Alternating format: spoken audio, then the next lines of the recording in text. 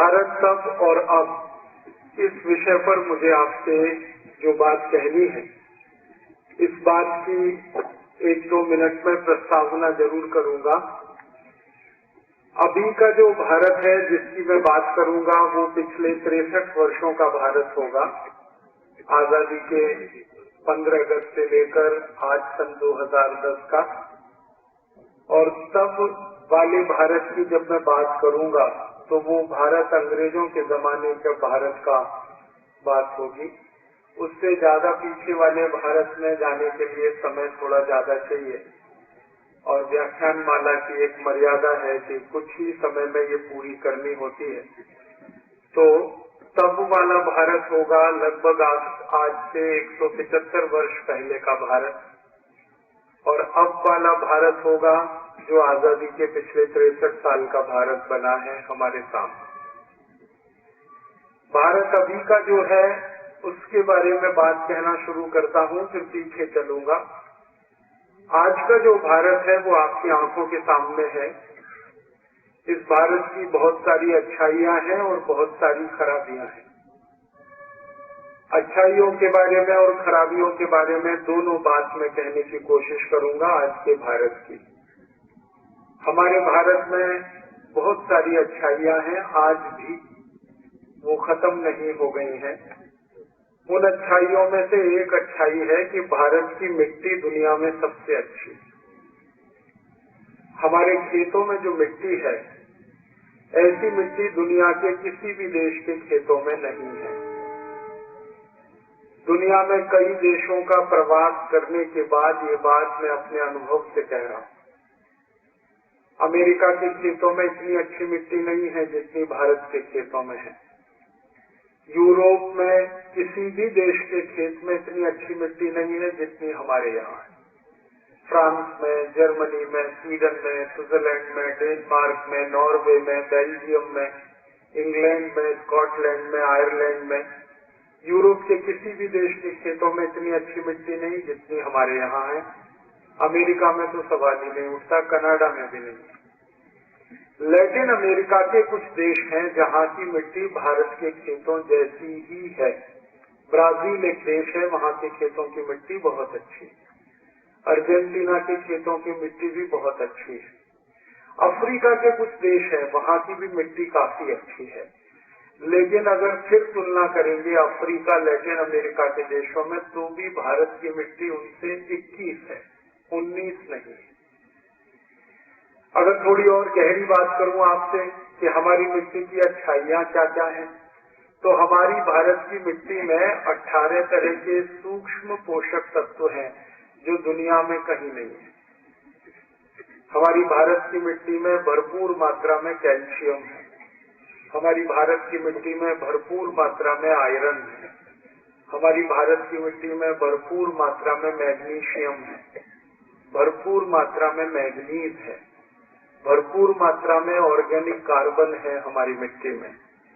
भरपूर मात्रा में सल्फर है, मॉलिब्डेनम है, सिलिकॉन है। ऐसे 18 सूक्ष्म पोषक तत्व बहुत अच्छी मात्रा में है। जबकि दुनिया के देशों की मिट्टी में 2 या 3 पोषक तत्व ही मिलते हैं। भारत में 18 सूक्ष्म पोषक तत्व है। ये भारत की सबसे बड़ी अच्छाई है, सबसे बड़ी विशेषता है। दूसरी एक बहुत अच्छाई है इस देश में, वो इसी मिट्टी से शायद जुड़ी है, या मिट्टी वाली अच्छाई उस कारण से है। दूसरी सबसे बड़ी अच्छाई इस देश में है कि यहाँ भरपूर सूरज का प्रकाश है। सूर्य प्रकाश इस देश में सबसे ज्यादा है। दुनिया में 100 से ज्यादा ऐसे देश हैं जहाँ एक साल में सिर्फ 4 महीने सूर्य निकलता है। भारत 200 में से अकेला ऐसा देश है जहाँ एक साल में 365 दिन सूर्य निकलता है।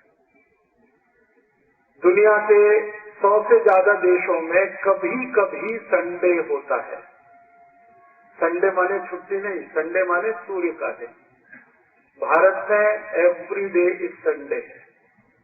हर दिन यहाँ सूर्य का दिन है।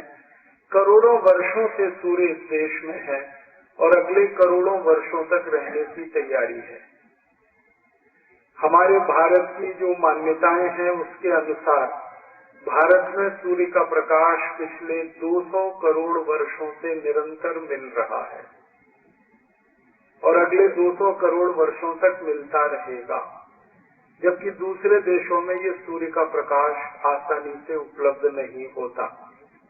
जिन देशों में सूर्य का प्रकाश नहीं मिलता ना, वहां पर लोग एक दूसरे को गुड मॉर्निंग करते हैं, अच्छी सुबह, माने सूर्य का प्रकाश मिले तो उनकी सुबह अच्छी हो। भारत में every morning is good morning, every day is Sunday, हर दिन सूर्य का दिन। अभी पिछले साल अगस्त के महीने में परम पूजनीय स्वामी रामदेव जी और मैं स्कॉटलैंड गए थे, तो हमारी फ्लाइट दिल्ली से डायरेक्ट थी एडिनबरा के लिए। तो जैसे ही हम एयरपोर्ट पे उतरे तो सूर्य बहुत तेज निकला, बहुत तेज सूर्य निकला। तो हमारी फ्लाइट के सारे अंग्रेज हमें विश करने लगे कि आप लोग आए तो ये सूर्य निकला। तो मैंने कहा कितने दिनों में निकला है? तो उनका 3 महीने में तो पहली बार निकला है। और उन्होंने कहा आप जाइएगा मत यहाँ से, नहीं तो ये चला जाएगा। तो 3-3 महीने में एक दिन उनको सूर्य दिखाई देता है। हम कितने खुश नसीब हैं कि हर दिन हमें सूर्य मिलता है। और एक सबसे गहरी बात कि जिस देश में सूर्य भरपूर होता है उस देश की मिट्टी हमेशा ही अच्छी होती है, क्योंकि मिट्टी के अच्छे होने में सूर्य की सबसे बड़ी भूमिका है। तीसरी बड़ी अच्छाई अपने देश की जो दूसरे देशों में नहीं है, हमारे देश में मिट्टी में पैदा होने वाले जो विभिन्न पेड़ पौधे हैं, जो वनस्पतियां हैं, ये हमें सबसे ज्यादा हमारे यहाँ पैदा होती है। अभी तक हमारी भारत सरकार ने भारत की मिट्टी में पैदा होने वाली जो विभिन्न वनस्पतियां हैं, पेड़ पौधे हैं, उनकी जो सूची तैयार कर पाई है उसमें 84,000 नाम है। 84,000 किस्म की वनस्पतियां, पेड़ पौधे हमारे देश की मिट्टी में पैदा होते हैं। और ये तो अभी अंतिम सूची नहीं है। भारत सरकार के वैज्ञानिकों का कहना है कि अंतिम सूची अभी बनाना बड़ा मुश्किल है, क्योंकि हर दिन हर साल कुछ न कुछ नई वनस्पतियां ढूंढी जा रही हैं। वैज्ञानिकों का ऐसा मानना है कि ये 1 लाख से ऊपर पहुंच जाएगी सूची। 84,000 तो मिल गई है, 1 लाख हो जाएंगी थोड़े दिन में। इतनी विविध वनस्पतियां, पेड़ पौधे दुनिया में किसी भी देश में नहीं जो भारत में। दुनिया का सबसे बड़ा हार्बेरियम जो है ना, वो स्कॉटलैंड में है और वहाँ 5 लाख से ज्यादा वनस्पतियां और पेड़ पौधे उन्होंने संरक्षित किए हैं। उसमें सबसे ज्यादा जिस देश के पेड़ पौधे हैं वो भारत है। और सारी दुनिया के वैज्ञानिक इस बात पर हैरानी व्यक्त करते हैं कि भारत में जैव विविधता बहुत है, बायोडाइवर्सिटी हमारी बहुत रिच है। ये तीसरी बड़ी विशेषता है। चौथी बड़ी विशेषता हमारे देश की ये है कि हमारे देश की मिट्टी में जो कुछ पैदा होता है वो तो गर्व करने लायक है ही, मिट्टी के नीचे जो पैदा होता है वो भी गर्व करने लायक। भारत में 6,38,365 गांव हैं। उत्तर से लेकर दक्षिण, पूरब से लेकर पश्चिम, आप किसी भी गांव में चले जाइए और एक गांव में थोड़े दिन रहकर इस बात की सूची बनाइए कि उस अकेले एक गांव में क्या पैदा होता है, अकेले एक गांव में। तो आपको सुनकर हैरानी होगी, जितनी चीजें कुल मिलाकर पूरे यूरोप और अमेरिका में पैदा नहीं होती, उससे ज्यादा हमारे एक एक गांव में पैदा होती है। भारत के एक एक गांव में गेहूं, चावल, चना, दाल, मटर, दाल की कई किस्में, चने की कई किस्में, धान की कई किस्में, गेहूं की कई किस्में, कई तरह की सब्जियां, कई तरह के फल, कई तरह की जड़ी बूटियां जो औषधि के रूप में हम इस्तेमाल करते हैं, भारत के हर गांव में मिल जाएगी।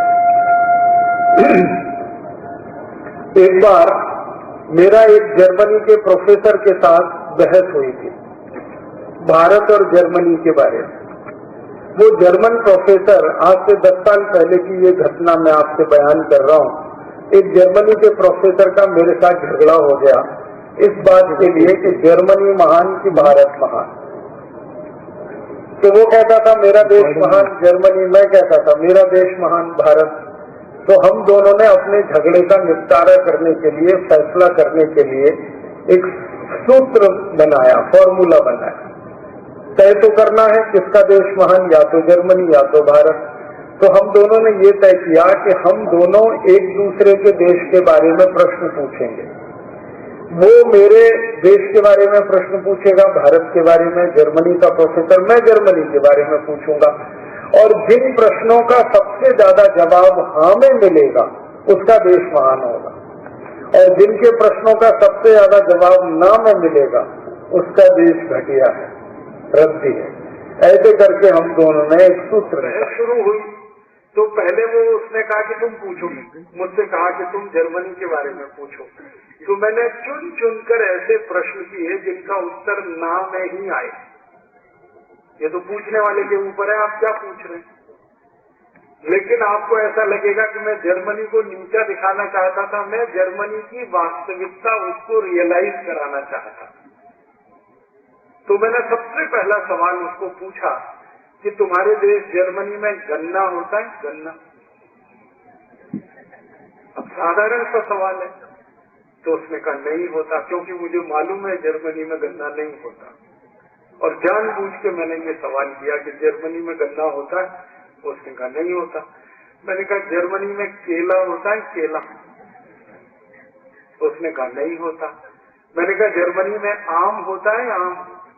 उसने कहा नहीं होता। फिर मैंने कहा जर्मनी में संतरा होता है? संतरा? उसने कहा नहीं होता। फिर मैंने कहा जर्मनी में मौसम्मी होती है? मौसम्मी? उसने कहा नहीं होती। थोड़ी देर में वो बौखला गया, क्योंकि हर जवाब ना ना ना ना। तो उसने थोड़ी देर में मुझे कहा, मिस्टर राजीव दीक्षित, मेरे जर्मनी में कोई मीठी चीज पैदा नहीं होती, अब आगे पूछो। तब मैंने उसको कहा अच्छा दूसरा सवाल है मेरा। मैंने कहा जर्मनी में पालक होता है? पालक? क्योंकि पालक मीठा नहीं है। तो उसने कहा नहीं होता। फिर मैंने कहा जर्मनी में मेथी होती है? मेथी? उसने कहा नहीं होती। मैंने कहा जर्मनी में मूली होती है? मूली? उसने कहा नहीं होती। फिर मैंने कहा कि जर्मनी में वो होती है इलायची, या जर्मनी में काली मिर्च होती है? ये सब मीठी चीजें नहीं है। थोड़ी देर में फिर बौखला गया। फिर कहने लगा मिस्टर राजीव दीक्षित, हरे पत्ते की कोई चीज जर्मनी में नहीं होती, अब आगे पूछो। अब मीठी चीज कोई होती नहीं, हरे पत्ते की कोई चीज होती नहीं। तो मैंने कहा अब तुम ही बताओ जर्मनी में होता क्या है। तो उसने कहा जर्मनी में एक तो होता है आलू, पोटैटो, और दूसरा होता है प्याज, ओनियन। अब आलू में प्याज मिला के खाओ या प्याज में आलू मिला के खाओ, हमारे पास दो ही चीजें होती हैं। फिर मैंने कहा कि जर्मनी के दुकानों में इतना सारा माल बिकता है, केला भी बिक रहा है, गन्ना भी बिक रहा है, आम भी बिक रहा है, संतरा भी बिक रहा है, तो ये कहाँ से आता है? तो उसने धीरे से कहा ये सब भारत से आता है। तो मैंने कहा किसका देश महान? तो चुप हो गया, बोला नहीं। उसको रियलाइज तो हो गया कि भारत देश महान, लेकिन उसने मुंह से नहीं बोला। मैंने कहा इसको मुंह से ही बुलवाना है अभी थोड़ी देर में। और ये बहस हमारी कई लोगों के सामने हो रही थी। मैंने कहा अब तुम्हारा नंबर है, तुम पूछो भारत के बारे में। तो वो थोड़ा फंस गया, उसने वही सवाल पूछना शुरू किया जो मैंने पूछे थे। उसने कहा भारत में गन्ना होता है? मैंने कहा भैया उत्तर भारत, दक्षिण भारत, पूर्वी भारत, पश्चिम भारत, मध्य भारत, पूरे भारत में गन्ना होता है। और भारत में 6,38,365 गांव हैं, इनमें से 4 लाख गांवों में गन्ना होता है। और भारत में एक गन्ना बहुत मोटा होता है, एक गन्ना बहुत पतला होता है, एक काला गन्ना होता है, एक लाल गन्ना होता है, एक हरा गन्ना होता है, एक थोड़ा सा पीले रंग का गन्ना होता है। 2550 जातियों का गन्ना इस देश में होता है। अब बोलो। तो कहने लगा आई कांट बिलीव इट। मैंने कहा ये तुम्हारी प्रॉब्लम है, मेरी नहीं। तुम्हें भरोसा नहीं है तो ये तुम्हारी समस्या है। अगर तुमको भरोसा करना है तो तुम भारत आ जाओ और घूम लो और पता कर लो कितनी जातियों का गन्ना होता है। फिर उसने दूसरा सवाल पूछा, केला होता है भारत में? मैंने कहा केला ही केला होता है।